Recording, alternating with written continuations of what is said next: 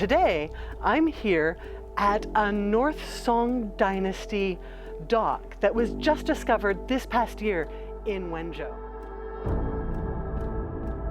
My name is Mika Paulsen-Behmer. I'm a professor of art history at Wenzhou Kane University. While they were working on some construction by the river, they discovered a port, and not just one port, 8 ports from Wenzhou, dating from the early Song dynasties. And this port tells us exactly how important Wenzhou was as an international commercial center. They've uncovered ships that were still full of Longqian kiln and O kiln pottery and artifacts. And here we have a brilliant example of 1,000 years of Wenzhou's maritime trade significance. If we want to really learn more, let's go to the museum to learn, remember, and get inspired by what happened along the Silk Road for the last 1,000 years.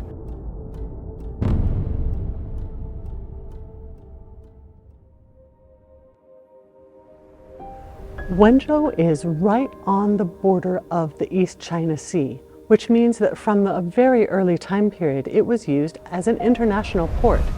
It grew in popularity and in prosperity throughout the Tang Dynasty and the Song dynasties, but with the closing of the borders of China in the Ming and Qing dynasties, Wenzhou's ports also suffered, until, once again, it was opened again in modern times. And a lot of the artifacts of that and a lot of evidence for that is here at Wenzhou Museum.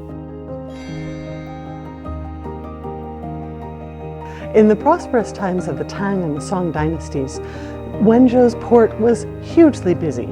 We actually get a really good idea of how busy it was from a scroll painting by Wang Zhenpeng of the Yuan dynasty.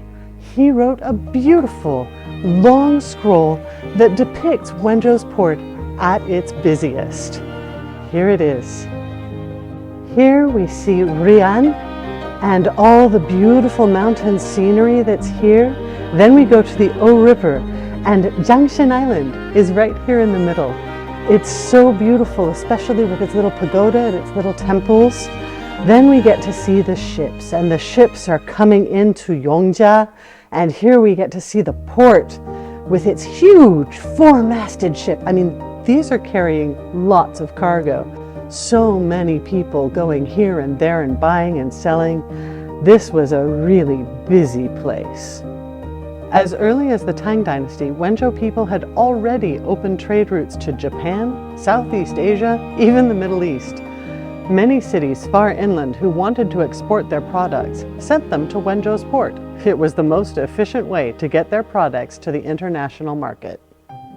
The prosperity brought in by the port of Wenzhou meant for some rapid developments in currency.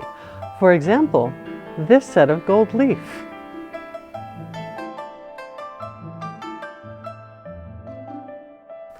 Gold leaf is easy to carry and even easier to hide.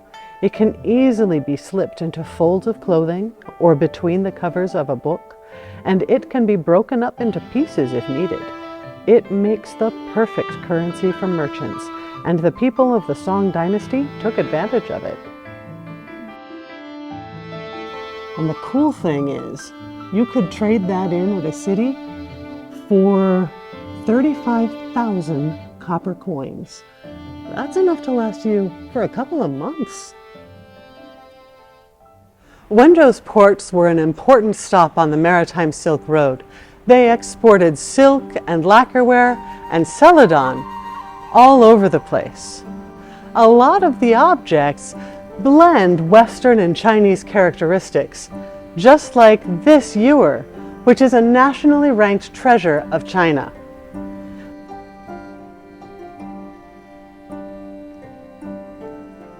The fern ewer, dating to the Northern Song dynasty, is a perfect representation of Wenzhou's international connections. The material, glaze, and decoration are all characteristic of the O kiln, but the form of the ewer is more common in India and Europe.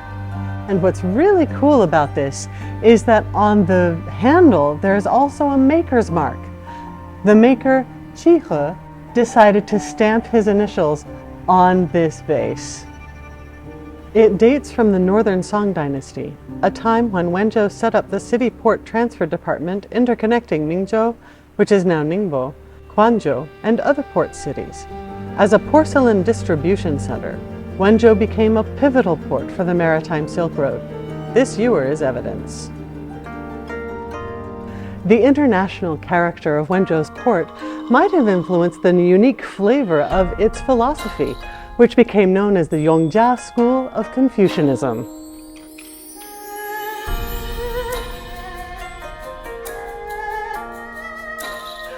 This wonderful bowl has 4 characters written in a cursive script. It says, 万事皆道, which means, roughly speaking, all things have their way. This is part of the Yongjia school of philosophy. Everything has its function, and if you understand a thing's function, then you can understand the Tao.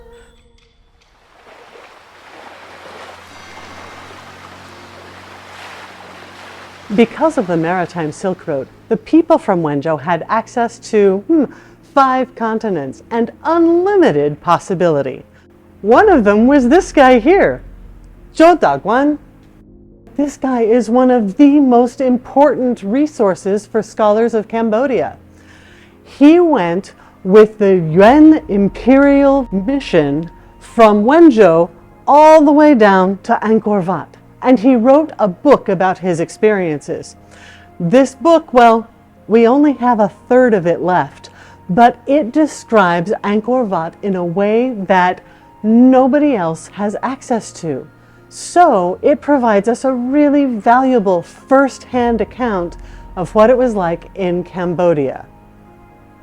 Thanks, dude. Wenzhou people are cool. They travel everywhere. People of Wenzhou are well known for their determination and their fighting spirit, as well as their willingness to travel and explore new places and new opportunities. Having a commercial port encouraged these qualities in Wenzhou people, bringing more inclusiveness and openness to Wenzhou and making it a prosperous maritime commercial port. There's a Chinese saying, 一方水土, 一方人. Even now, 1,000 years later, the same qualities can be found in every generation of the people of Wenzhou.